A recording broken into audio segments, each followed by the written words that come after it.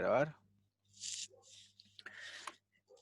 Entonces, para sellar un poco lo que vimos ayer y la materia de conjuntos, voy a poner el siguiente ejercicio para comenzar la clase. Ejercicio. Entonces, el problema dice que para conjuntos A, B y C, para conjuntos A, B y C, bajo un conjunto de referencia U,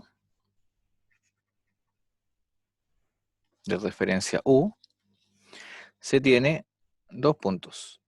Voy a tener tres afirmaciones que dice que A inter B es subconjunto de A y A inter B es subconjunto de B. Voy a tener que si C es subconjunto de A y C es subconjunto de B, entonces voy a tener que C es subconjunto de la intersección. Y finalmente voy a tener otra afirmación que dice que si A es subconjunto de B, entonces A inter B es subconjunto de A. Ah, no, este sí, solo sí. No, entonces A inter B subconjunto de A es igual a A, perdón. Ya. Entonces vamos a hacer este ejercicio para practicar las demostraciones y lo que hemos visto. Cómo escribir y cosas así. ¿Sí? Entonces les doy tres conjuntos, A, B y C, bajo un conjunto de referencia U. Y hay que probar la 1, la 2 y la 3. Entonces la 1 dice que la intersección de A y B, de A con B, es subconjunto de A. Y a su vez la intersección de A con B es subconjunto de B. Entonces, veamos, si hay que probar un subconjunto, hay que considerar un elemento en el conjunto de la izquierda, ¿cierto? O sea, X, un elemento en A inter B.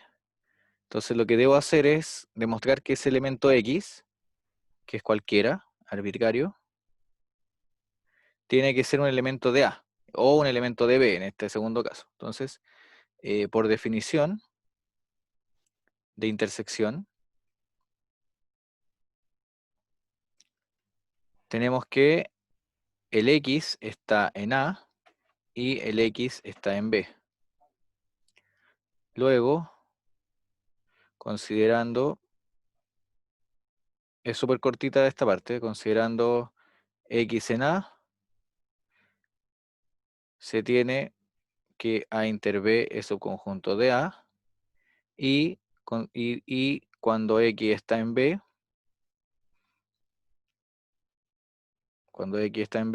se tiene que A inter B es subconjunto de B. Así que ahí tenemos lista la primera. ¿Sí? Bien sencilla, nada que hacer, porque si está en la intersección, en particular va a estar en los dos conjuntos involucrados, así que el elemento que tomen acá en la intersección sí o sí va a estar en A, y el elemento que tomen en la intersección sí o sí va a estar en B, por definición de la intersección. Entonces, lo que quiere decir ese ítem es que la intersección de conjuntos, voy a anotar acá algunos comentarios, la intersección de conjuntos da un subconjunto siempre, o sea, un conjunto más pequeño, ¿sí? Porque siempre la intersección de conjuntos me va a dar a alguien que va a estar contenidos en los conjuntos que inicialmente tomamos, ¿ya? Así que ese es el primero. El segundo, a ver, si C es subconjunto de A y C es subconjunto de B, entonces me piden probar que C es subconjunto de la intersección de A con B. Ya, entonces, a ver, tenemos hipótesis y tesis, ¿cierto? ¿Cuál sería la hipótesis del ítem 2? Profe, disculpe, pero puede ir un poco más lento que no estoy. Me está costando anotar, poner atención y todo al mismo tiempo. Ya, Porfis. ya. Bueno, Entonces, a ver, en el 2. En el 2. Tengo una hipótesis, que es esa. Y después del entonces, tengo la tesis. ¿Cierto? Así teníamos las demostraciones siempre. Entonces, lo que hay que hacer es probar la tesis. Por lo tanto, debo demostrar un subconjunto. Entonces, para demostrar un subconjunto, lo que se debe hacer es tomar un elemento en el primer conjunto, el de la izquierda, y llegar a la derecha.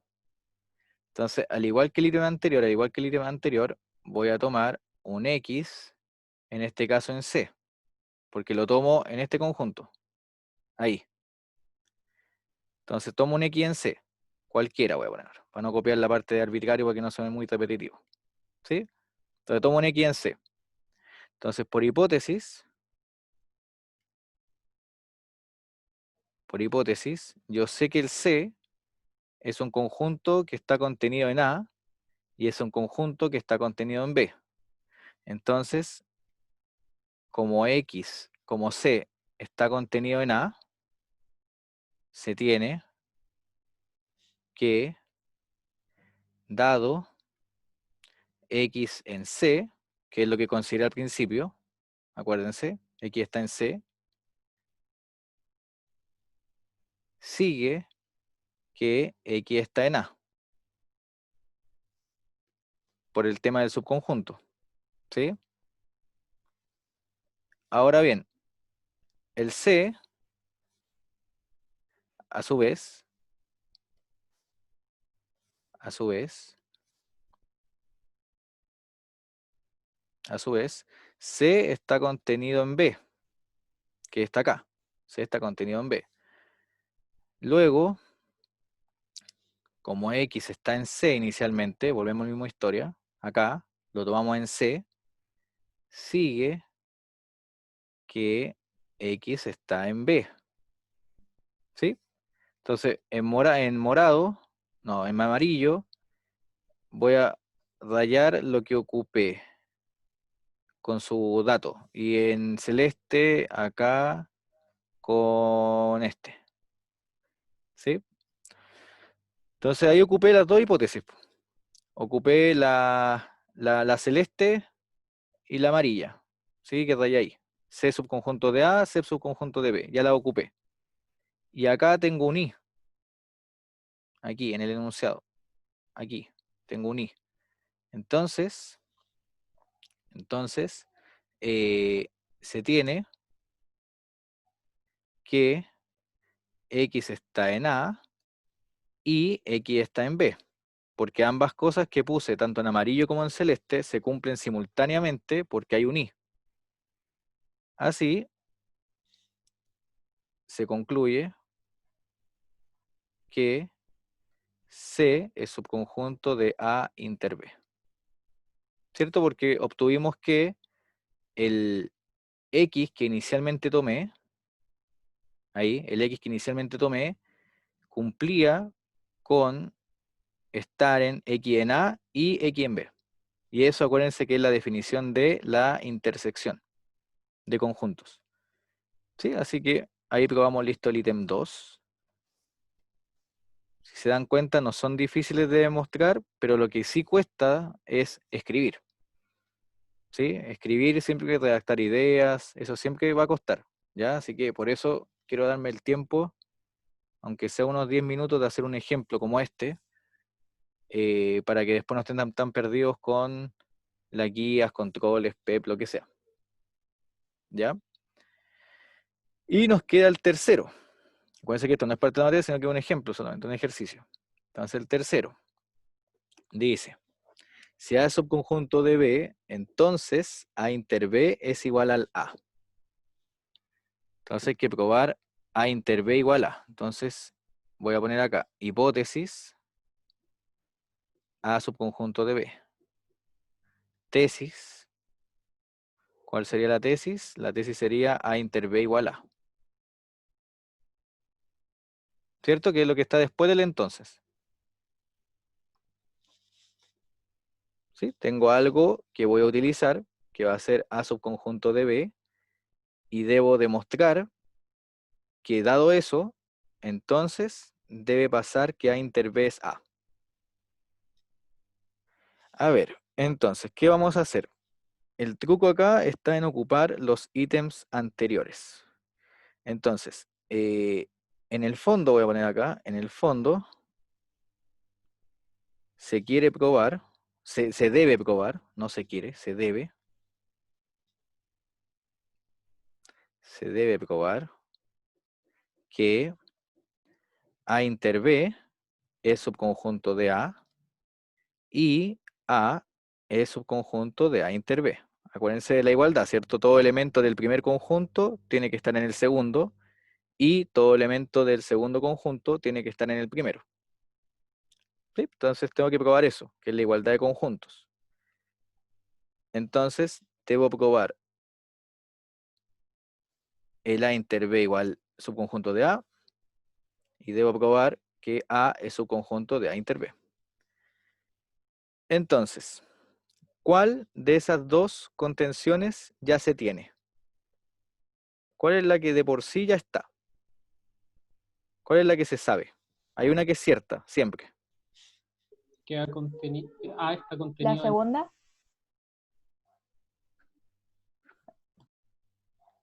Hay una que se tiene. la que está con amarillo. ¿Segura, Alexandra? No. Porque mire, vean el rojo, lo que puse como observación ahí. La intersección de conjuntos da un subconjunto. Entonces, si ustedes me dicen que da la amarilla, acuérdense que tienen como la contención al revés, porque el A es el conjunto involucrado en la intersección. Entonces, es imposible que un conjunto involucrado esté contenido en algo más chico. Acuérdense que siempre la intersección da algo más chico. Eso va a sonar informal, no sé si no lo quiero escribir, pero siempre piensen que la intersección da algo más chico, ya que los conjuntos involucrados en cuestión. Entonces, siempre da algo más chico. Entonces, de por sí, la que uno siempre tiene es la que está en morado, que es justamente la que está aquí, en el enunciado. Ahí está. Ahí. ¿Sí? Siempre la intersección de conjuntos va a estar contenida en los conjuntos involucrados. Eso siempre se cumple, ¿ya? Siempre da un conjunto más pequeño. Siempre, siempre. Entonces, por I, por el ítem 1, se tiene que A inter B es subconjunto de A. Esa ya la ganamos, viene de Yapa. ¿Sí? Esa ya está lista, viene de Yapa. Por el ítem 1. Nos estaría faltando la segunda, que es que A es subconjunto de A inter B. Y ahí, y por eso quiero hacer estos ejemplos, porque así uno aprende a demostrar también. Fíjense que en los ejercicios siempre van a tener, acuérdense, hipótesis, tesis. Y las hipótesis no están ahí de adorno. O sea, las hipótesis hay que utilizarlas, la o las. Entonces, si se dan cuenta, hay una parte que demostré sin ocupar la hipótesis, que es la que venía de Yapa, la de A inter B es un conjunto de A. Esa ya está demostrada, que está aquí. Me está faltando la otra, la que está en amarillo. Me está faltando A subconjunto de A inter B. Entonces, en la morada, no le voy a poner Yapa, pero se sabe, se usó el ítem 1. Entonces, si usé esa herramienta, la hipótesis que tengo acá no la estoy utilizando.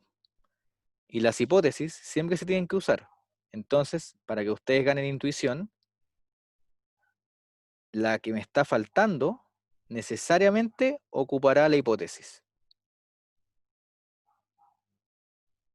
Esas pillerías no se enseñan, pero yo se las comento para que vayan ganando intuición y de alguna forma saber si se están equivocando o no.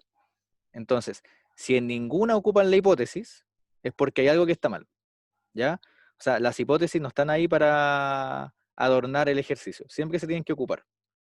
Entonces, si en una parte no lo ocuparon, en la otra parte necesariamente se tiene que ocupar. ¿Ya? Eso es como para ganar pistas, para saber más o menos qué voy a usar y qué no. ¿Ya? Entonces, la morada se ocupó solamente el ítem 1. La amarilla no ha ocupado nada, así que necesariamente vamos a tener que usar la hipótesis. ¿Ya? Esas son cosas que uno tiene que ir ganando experiencia. ¿Ya? Entonces, ¿cómo vamos a ocupar la hipótesis? Ahora hay que ver cómo ocuparlo. A ver, ¿cuál es la hipótesis? La hipótesis es A subconjunto de B. Ya. Entonces, Entonces, por la hipótesis se tendría de que si tomamos, por ejemplo, un X que pertenece a A, entonces X va a pertenecer a B. exactamente, ¿cierto? Entonces voy a poner acá forma 1, como dice Mario, perdón. Muy bien, Mario. Forma 1. Sí, aquí le voy a poner forma de Mario, ¿cierto? Mario nos dijo lo que vamos a hacer. Entonces, Mario nos sugiere que tomemos entonces un X en A. Aquí, ¿cierto? Estoy probando el amarillo. Estoy probando el amarillo. Entonces, por hipótesis, Mario nos dijo, si el X está en A, por hipótesis, ese X también tiene que estar en B, porque el A está contenido en B. Por hipótesis, X está en B. Pues, A es subconjunto de B. ¿Cierto? Por hipótesis. ¿Ya? Entonces, Mario nos dijo, profe, tome un X en A, y como podemos ocupar la hipótesis, todo elemento de A va a ser elemento de B. Por lo tanto, el X que tomé, si está en A, tiene que estar en B. Luego, entonces, si el X está en A y el X está en B, ¿dónde está el X? La intersección de A con B. En la intersección de A con B. Es decir, comencé en A y llegué en A inter B, entonces lo que yo probé es que el A está contenido en A inter B. ¿Ven? Y ahí está listo el ejercicio. Muy bien, Mario. ¿Sí? Entonces, si se dan cuenta, ahí fue necesario ocupar la hipótesis, porque necesitaba mandar los elementos del A al conjunto B. Entonces, necesariamente tuve que ocupar que el A estaba contenido en B. Esa es la forma 1, que creo que es la forma que más se entiende. ¿Sí? Me gustó esa forma. La forma 2, que les traía yo, creo que es más fome, porque se va a entender menos. Pero igual se la voy a mostrar para que la tengan. Profe. Entonces la forma 2 era usando el ítem 2. Entonces miren, sabemos que A está contenido en A y A está contenido en B. Esto de acá, que el A esté contenido en A, se sabe por teorema. Creo que lo probamos en un corolario, un teorema o algo arriba. ¿Sí? Todo materia. ¿Sí? Siempre un conjunto es subconjunto de sí mismo, así como probamos que el vacío siempre es un conjunto, siempre es subconjunto de cualquier conjunto.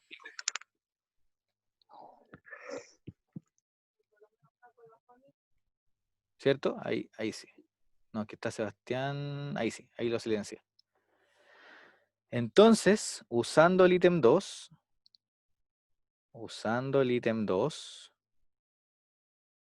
¿qué me decía el ítem 2? Vean el ítem 2 en su cuaderno o yo lo voy a subir acá. El ítem 2 decía, si tienen un conjunto, el C contenido en alguien y el C contenido en otro alguien, entonces el C está contenido en la intersección. Entonces acá, con el ítem 2, se tiene que, fíjense, el A está contenido en A, el A está contenido en B, entonces el A está contenido en la intersección. Y eso es todo. ¿Sí? Entonces llegamos a la misma solución por otro camino. Entonces acá, esto es por materia y esto es por hipótesis. Entonces les quería mostrar este ejercicio que siento que ocupa harto lenguaje y hartas cosas que ustedes deben considerar a la hora de responder este tipo de demostraciones que me parece útil para que lo tengan. ¿Sí? Y como pueden ver, hay distintas formas de solucionar. Ahí Mario nos dio una forma bastante buena y ahí yo les presento otra que es ocupando el ítem 2. ¿Sí? Y el ítem 2 se puede ocupar porque ya lo demostramos, así que ganamos. ¿Sí? Se puede usar. Se puede usar. Así que voy a dar un minutito para que copien, unos 2 minutos, y seguimos. Este es un pequeño regalo que les tenía, que es un ejercicio para que practiquen, aparte de lo que hacen con Eduardo en la ayudantía, pero es para que vean más o menos de cómo uno va escribiendo, cómo uno va expresando ideas y cómo uno va, en el fondo, ocupando lo que ha visto en el curso para demostrar las cosas. Así que eso, entonces copien un poquito y avanzamos.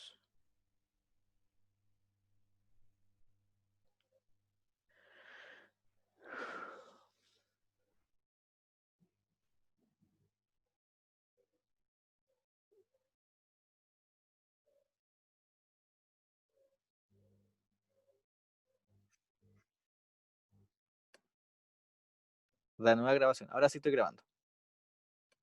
Ahora sí. Ya, entonces, sí, lo paré entre medio. Bien. Perfecto, chicos. Entonces, ya luego de todo esto, nosotros vamos a definir lo que vamos a entender por el producto cartesiano. O sea, vamos a llegar ya a conceptos más avanzados. Producto cartesiano. Eso. Producto cartesiano. Entonces, para entender lo que es el producto cartesiano, lo que tenemos que primero definir son sus elementos. Y cuando uno estudia el producto cartesiano, uno lo que necesita es entender lo que son los pares ordenados. Entonces, cuando uno necesita estudiar el producto cartesiano, tiene que ver bien a sus elementos, y los elementos del producto cartesiano son pares ordenados. Entonces acá lo voy a anotar, ¿sí? Sus elementos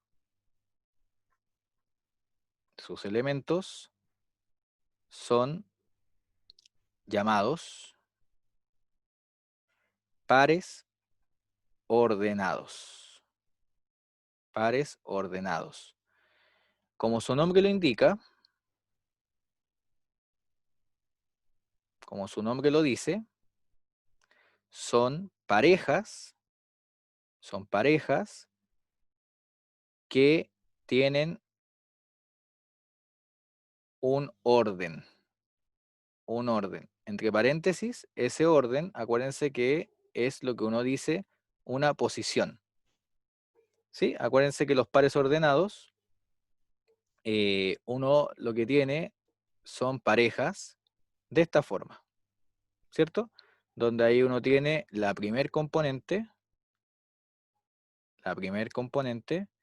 y ahí uno tiene la segunda componente. Entonces, cuando uno habla de producto cartesiano, uno lo que habla es de todas las posibles parejas que se pueden formar a partir de dos conjuntos. Bien, esos son los pares ordenados. Son parejas que tienen un orden, ¿sí? Un orden. Bien, nosotros dijimos al comienzo de la clase, o sea, al comienzo de esta unidad, que todo lo que íbamos a trabajar tiene que estar bien definido y tiene que existir. Y en esta unidad, lo único que existen, ¿qué son? ¿Qué son los únicos objetos que existen en esta unidad? ¿Con qué hemos trabajado? ¿Conjunto? ¿En conjunto? Con conjuntos. Es lo único que existe. No hay más que eso. Y están los axiomas de Zermelo. No hay más. Entonces, desde esta unidad en adelante, no tenemos conjuntos numéricos, porque no sabemos lo que son los números, no sabemos lo que es una derivada, no sabemos lo que es una matriz, no sabemos ningún objeto extraño, no tenemos el plano cartesiano así como lo conocíamos antes, como R2, no sabemos nada. Solamente tenemos conjuntos. Por lo tanto, tenemos que ser capaces de definir todo lo que vamos a ocupar ocupando conjuntos. Entonces eso lo voy a escribir igual, porque eso es súper importante. ¿ya? De hecho, eso lo voy a escribir un poco arriba, porque eso va antes de esto, como, como un ojo, ¿sí? Porque es importante. Entonces, ojo, todo lo que se usará se definirá usando conjuntos. Súper importante, ¿ya? Entonces, esta noción de par ordenado tengo que ser capaz de definirla ocupando conjuntos. O sea, todos los objetos van a ser conjuntos. Así como una vez yo les dije que los conjuntos numéricos, cuando pase un tiempo más, también van a ser conjuntos. Los números naturales van a ser conjuntos, los enteros van a ser conjuntos, los números racionales van a ser conjuntos, etcétera, etcétera, etcétera. Todo va a ser conjuntos. Ya eso es importante. Entonces, tenemos que inventar una definición para par ordenado ocupando conjuntos. Entonces, objetivo, qué bonita esta materia, ¿cierto? No sé si todos se motivan, pero es entretenida. Objetivo, definir par ordenado usando conjuntos.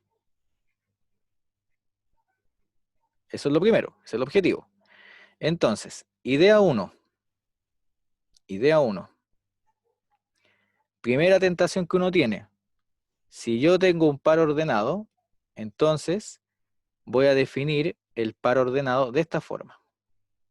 Como un conjunto, una bolsa, que tiene los elementos A y B.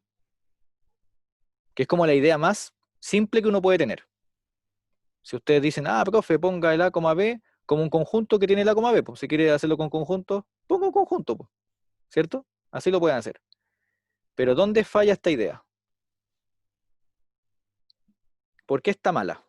¿Por qué no sirve? ¿Qué creen ustedes?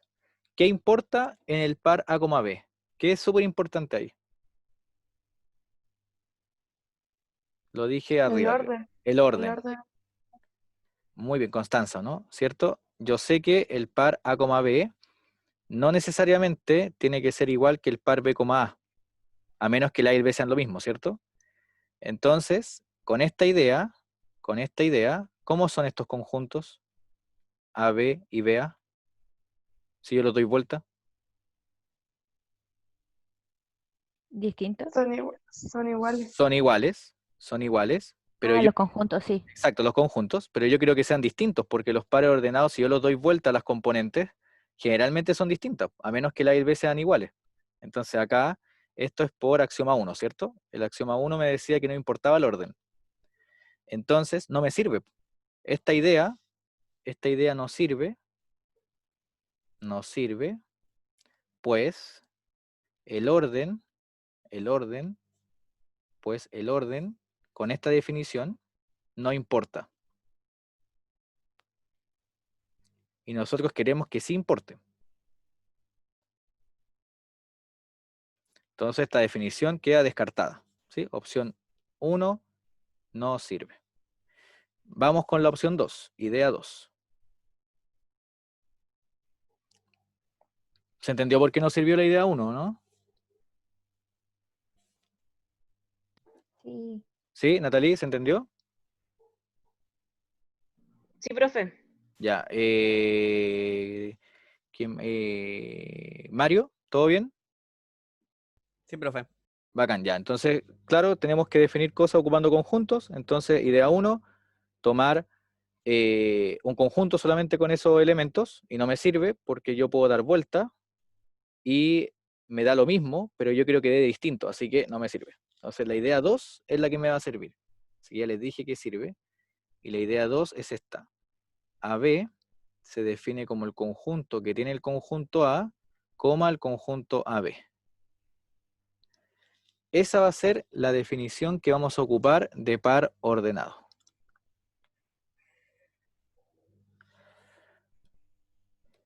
Entonces, esta definición sí sirve, pues dos puntos, eh, dos puntos. Si yo tengo el par A, B, por un lado me queda el A y el AB. Y si yo tengo el par B, A, por un lado yo voy a tener el conjunto B, el conjunto B, A. ¿Cierto? Si yo tengo el BA. No, rayé. Acuérdense que hay que ver que el orden sí importe. Entonces estoy dando vuelta a los pares para ver el orden si importa o no. Entonces, tengo esas dos cosas y esos dos conjuntos son distintos. Cuando el A y el B son distintos, ¿cierto? Entonces, estos dos son distintos siempre que el A sea distinto del B. Y eso es lo que queríamos, ¿no? Porque si el A fuese igual al B, es lo mismo poner A, A que B, A. O sea, que A, A. Así que cuando tenemos pares ordenados. Pero si los componentes del par ordenado son distintas, entonces los pares tienen que ser distintos. Y esto justamente lo hace esta definición. ¿Sí? ¿Por qué? Porque, ya que el conjunto A es distinto del conjunto B si A es distinto de B. ¿Sí? ¿Están de acuerdo? Porque miren, ¿qué elementos tienen los pares ordenados ahora? Porque está quedando ordenado, me gusta ahora con colores. Entonces, los pares ordenados tienen él, y tienen a ese conjunto y ese conjunto. Entonces, ¿cómo son los conjuntos AB y BA? ¿Cómo son esos dos que pinté en celeste? Son iguales. Son Iguales. iguales. Por axioma 1, bien Mario, bien Alexandra, ¿cierto? Por axioma 1 son iguales. Entonces, el que me va a permitir ver si son distintos o no, son los que están pintados en morado. ¿Están de acuerdo? Y como están pintados en morado, son singletons, son conjuntos con un solo elemento, entonces ahí me permite discriminar cuándo son distintos o no, porque ahí sí importa, por ejemplo, la primer componente. ¿Se ve o no? Si yo la cambio de posición, va a cambiar el conjunto que pinté en morado, entonces por eso se hacen distintos. ¿Ven? Sí, es súper interesante esta definición de par ordenado. Entonces no es hecha así como así, ¿sí? Está hecho por algo, ¿ya? Y eso, así que aquí tenemos entonces una buena definición de par ordenado y esa es la que vamos a utilizar. Así que eso que está ahí enmarcado, enmárquenlo ustedes también, ¿ya? Porque va a ser importante. Profe, disculpe, hay Sí, sí. algo que no entiendo. Cuando dice que siempre que A es distinto de B, esa parte no lo entiendo. Ah, ya, es un poco lo que escribí acá en rojo en realidad. O sea, acá abajo, porque yo quiero que sean distintos si las componentes son distintas. Por ejemplo, ya voy a Ah, hacer un pecado. Si yo tengo un par 1, 1, ese par 1, 1 es lo mismo que el 1, 1 si cambio los 1 de posición, porque son el mismo número. Dije un pecado porque en realidad estoy hablando con números, pero ya usted, para que se entienda bien la idea. Y la única forma de que los pares ordenados sean distintos es que si las componentes tienen números distintos, porque ese es distinto, ¿cierto? Acá tengo la primera el 1 y acá tengo el 2. Acá tengo el 2 y acá tengo el 1. sí, ahora sí entendí, profe. Gracias. Exacto, eso mismo. Entonces por eso los di vuelta, ¿sí? Para ver cómo se comportan los pares y mostrar realmente que importa si yo cambio el orden. ¿Sí? Eso es súper importante. Muy bien. Genial, entonces esa va a ser nuestra definición de par ordenado. Entonces tenemos que importa el orden, así que primer punto, importa el orden, lo tenemos. Aquí sí, con esa definición, con la idea 2, así que importa el orden. Muy bien. Y vamos a tener un teorema. Un teorema. Un teorema. A ver, díganme ustedes. Spoilense, supongamos que se acuerdan ahora de las cosas de cálculo y álgebra. Ya vamos a invocar un poco. ¿Cuándo dos pares ordenados son iguales? ¿Qué se debe cumplir? ¿Cuándo eran iguales los pares ordenados? Que sean igual componente a componente. Exactamente, ¿cierto? Entonces, si yo definí una noción de par ordenado, me gustaría que esa noción que inventé cumpla lo que uno sabe, ¿cierto? O sea, que se comporte realmente como un par ordenado, porque tiene que ser un par ordenado. Así que ese teorema justamente dice eso, ¿sí? Dice que eh, A, B es igual a C, D, si solo si el A es igual al C y el B es igual al D. ¿Ven? O sea, ese teorema me dice que lo que yo inventé se porta bien con lo que se debe cumplir por par ordenado. Entonces voy a esperar un minuto para que copien y avanzamos, ¿ya? Deme un minuto.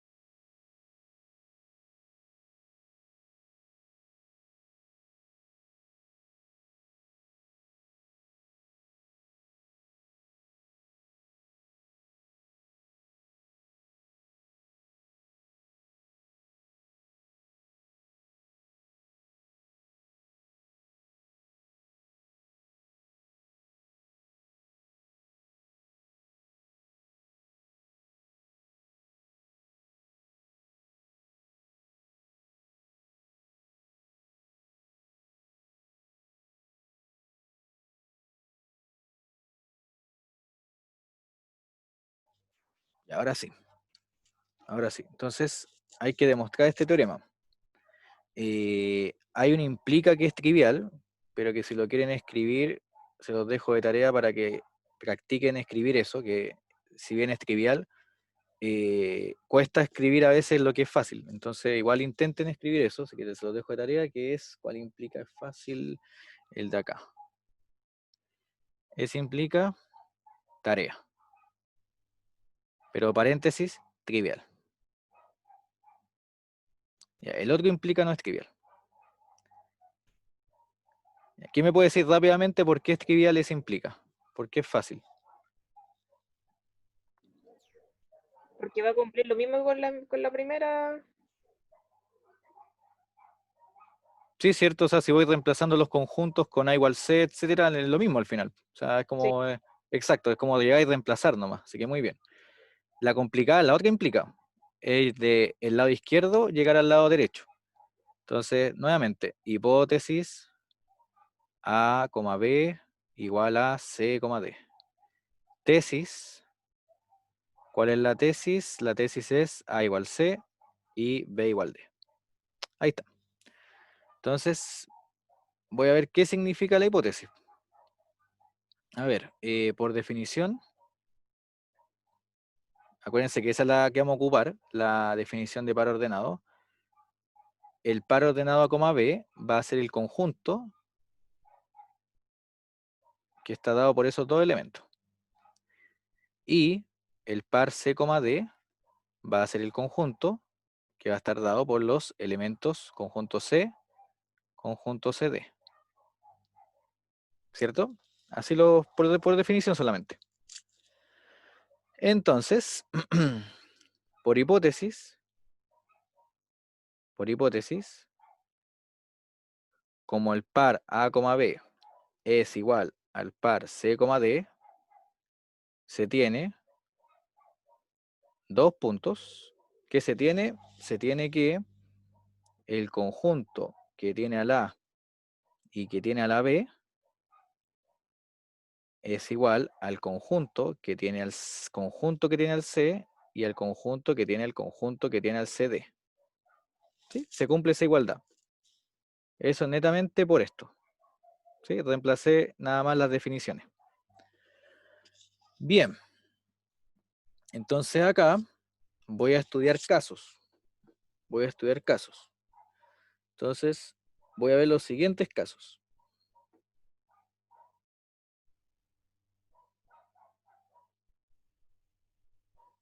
Voy a ver los siguientes casos. A ver, antes de seguir con los casos. ¿Todos están de acuerdo que lo que inventé es realmente un conjunto? Porque acuérdense que como va a trabajar con conjuntos, lo que uno inventa tiene que ser un conjunto. Porque, a ver, ¿los singleton existen? Sí. Esto como un pequeño paréntesis, me faltó eso. Voy a ponerlo aquí como un cuadradito. Voy a ponerlo aquí. Ahí. Ahí está el cuadrito ya. Entonces, esto es una observación. Ya. Simón nos dijo que sí, ¿cierto? El singleton A existe por ser singleton, o sea, tengo el axioma 5. El conjunto que tiene al A y al B, ¿por qué existe? Existe por axioma 6, que es el axioma de unión. ¿Están de acuerdo con eso, no? Si yo uno el singleton A con el singleton B, me da el conjunto AB. Y por axioma, ¿cuál axioma? El axioma de pares, el axioma 4. Y por axioma 4 existe el conjunto A, B. Porque meto esas dos bolsas en una misma bolsa.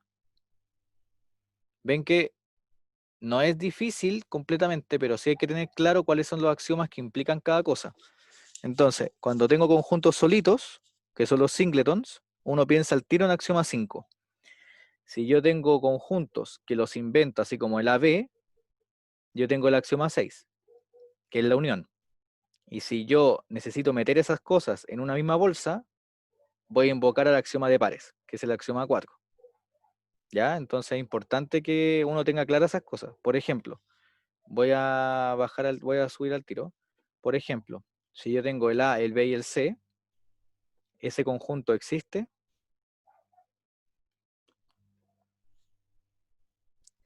Sí, por axioma 4. Por axioma de la unión, perdón, 6. Ya que, miren, ojo, ya que el singleton A, el singleton B, el singleton C, existen, ¿por qué axioma? Por el axioma 5. el 5, ¿cierto? Porque son los singletons. Muy bien. Entonces, perdón, pues entonces el axioma 4 el de potencia, entonces también el axioma 5, perdón, el axioma 4 el potencia, no tiene nada que ver aquí, ese también es el 5, porque es el de los pares, ahí sí, perdón. Entonces, por el axioma 5, como dijo Alexandra, efectivamente, que son los singletons, existen. ¿Y cuánto es la unión de esos tres conjuntos? Sería un solo conjunto que tiene al A, al B y al C. Y la unión, ¿qué axioma lo garantiza? El 6. El 6, ¿ven? Esa es la fusión que uno hace. Acuérdense siempre, si uno quiere inventar conjuntos,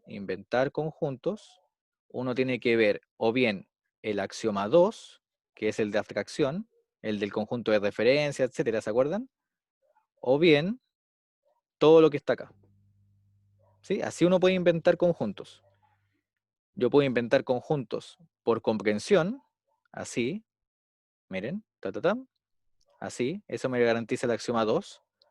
O puedo inventar conjuntos por extensión, ocupando esto. ¿Se ve la diferencia o no? Esto es por comprensión y esto es por extensión. Creo que fue un buen paréntesis porque es importante tener claro esto, ¿ya? Yo puedo definir conjuntos por extensión o por comprensión, y cuando los defino por comprensión, necesito un conjunto de referencia y la proposición, así que voy a ocupar el axioma 2. pero cuando los defino por extensión, es decir, doy un listado de elementos, yo necesito este mix de axiomas. ¿Sí? Necesito el axioma 6 que hace la unión, necesito el axioma 5 que hace los singleton, etc. ¿Ya? Son construcciones distintas. ¿Ya? Entonces eso es importante. Sí, eso es importante. ¿Ya? Entonces tenemos esos dos tipos de construcción de conjuntos, por comprensión y por extensión. Y en ambos se ocupan distintos axiomas. Perfecto. Entonces voy a esperar un minuto para que copien eso, si es que alguien lo quería copiar, y seguimos con la demo, y con eso terminamos la clase. Y ya la clase del día miércoles, vamos a empezar ya con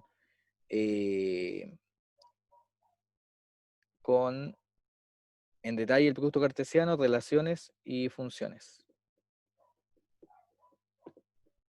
¿Sí? Desde el miércoles. Así que ahí empieza a haber un poco más de densidad en todo, porque vamos a empezar a inventar las funciones a partir de esto, relaciones, etcétera, etcétera. Pero como pueden ver, es bastante interesante y divertido ver estas cosas con axiomas, ¿no? Como que en el fondo uno va construyendo todo esto a partir de, péguenle un pantallazo, porque voy a abordar esto, a partir de axiomas. ¿Sí? Uno puede construir todo esto. Entonces, pantallazo y abordar.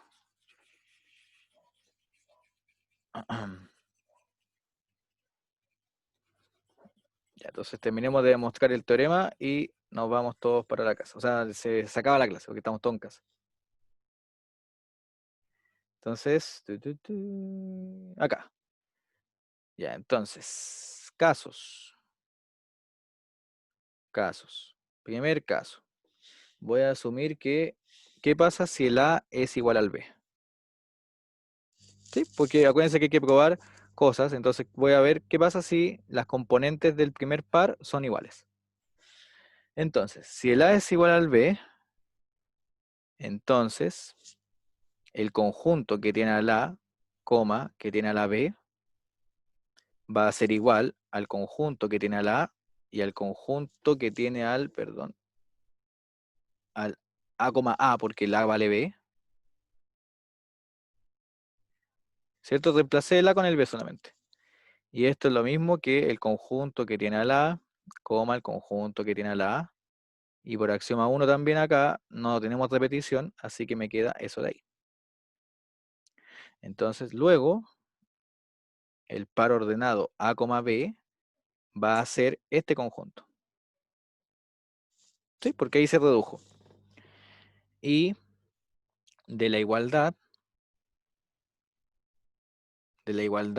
1, ¿cuál es la igualdad 1? Lo voy a poner a esta, 1. Ve ahí uno va invocando cosas, así que le da la etiqueta para que quede más ordenado. Se tiene que el conjunto A es igual al conjunto C, ¿cierto? Perdón, con un solo corchete, porque estoy igualando elementos, ¿sí? Y es igual al conjunto CD. Es decir, el A es igual al C, y es igual al D, y es igual al B. Luego, A es igual a C, y B es igual a D. Porque en el fondo son todos iguales.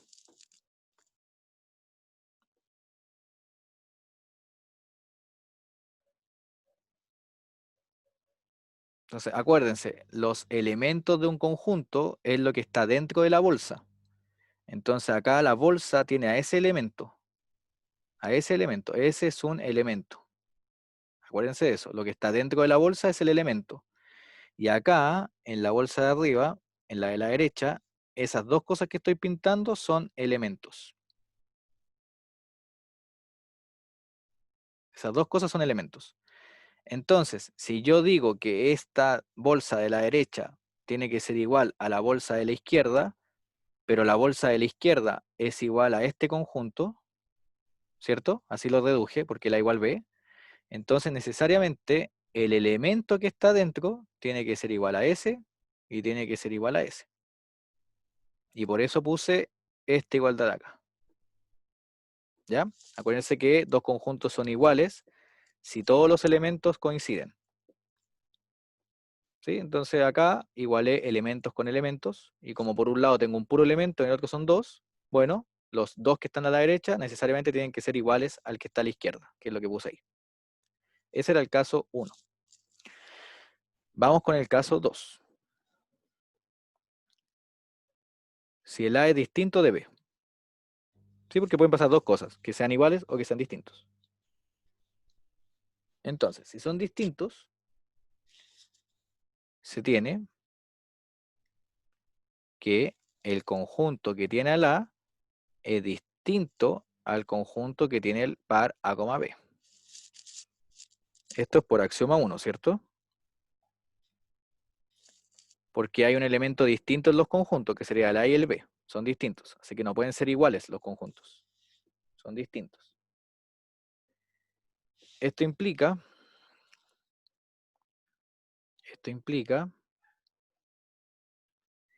que el conjunto que tiene al A es igual al conjunto que tiene al C, o el conjunto que tiene al A es igual al conjunto que tiene el CD.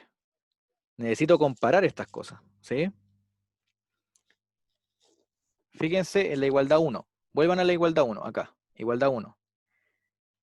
Yo, por hipótesis, sé que esas bolsas son iguales.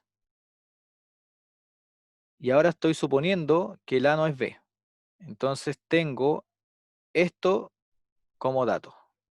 Que el conjunto que tiene el A es distinto que el conjunto que tiene la B. Por lo tanto, no puede pasar que una sola bolsa sea igual a las dos simultáneamente. Entonces tiene que pasar que la bolsa que tiene el A deba ser igual o a la primera o a la segunda elementos, que es lo que puse aquí. Entonces, si se tiene lo segundo,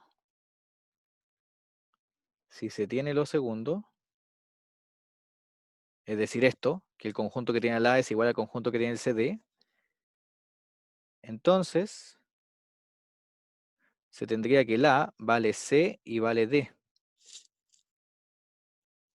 Pero, de esta forma, B sería igual al A, lo que no puede pasar.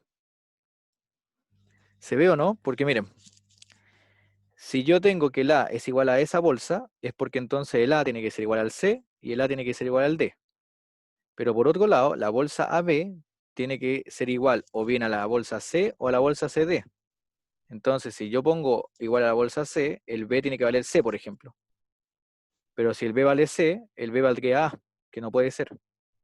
Y si el B vale D, tampoco puede ser, porque si el B vale D, el B valdría A. Ya habíamos dicho inicialmente que el A y el B eran distintos. Entonces, este caso no puede pasar. Necesariamente tiene que pasar este caso de acá, que la bolsa del A sea igual a la bolsa del C. Entonces, el único caso posible acá, el único subcaso, porque estamos dentro de un caso, el único subcaso es cuando la bolsa del A es igual a la bolsa del C.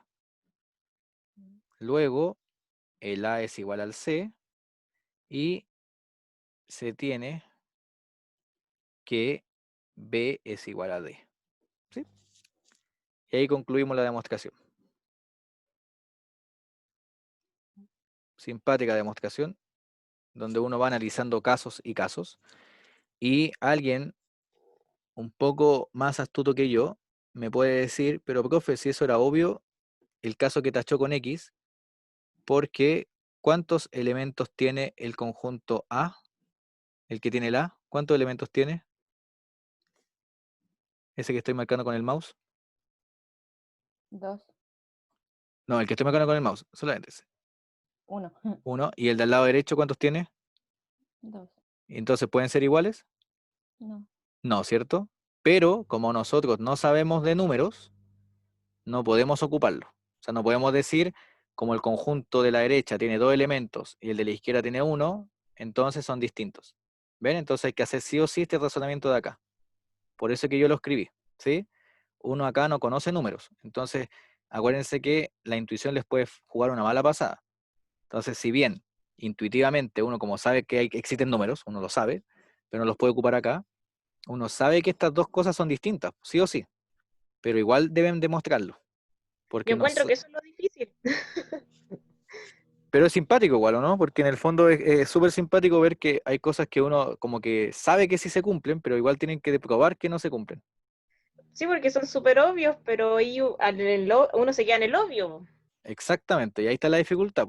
Por eso que un buen hint, una buena pista, es de verdad tratar de olvidar todo lo que saben, porque si no, esa intuición les va a jugar una mala pasada a veces, ¿ya? Entonces, por Profe, eso acá en el fondo yo estoy haciéndolo como paso a paso para que se vea que no estoy asumiendo cosas con cantidades. Yo no sé si hay cantidades o no, ¿ya? Las cantidades recién las vamos a conocer como en 2 meses más. Recién ahí vamos a conocer eh, que un conjunto tiene 5 elementos, que un conjunto tiene 7 elementos, después de los naturales, ¿sí? Después de los naturales vamos a conocer cómo se cuenta. Ahora no sabemos cómo se cuenta, ¿sí? No tenemos idea. Así que eso, profe, chicos, eso les una pregunta. tenía